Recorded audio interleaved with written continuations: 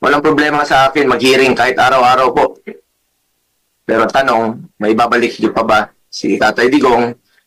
Yan ang tinatawag ko na too late, the hero na po. Useless lahat ng hearing na ito kung hindi na po may babalik si Tatay Digong.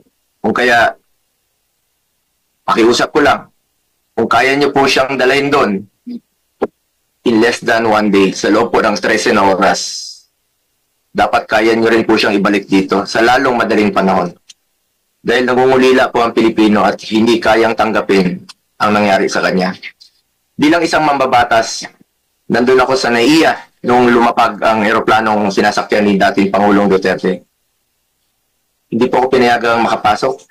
Kasama ko po ang kanyang mga doktor dahil may scheduled medical check-up po siya sa March 12. You may check the records po.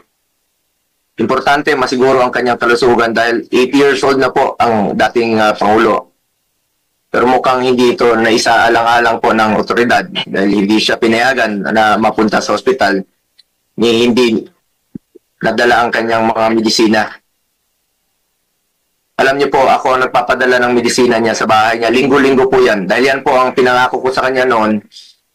Bagamat hindi na po siya nakikialam sa akin sa politika.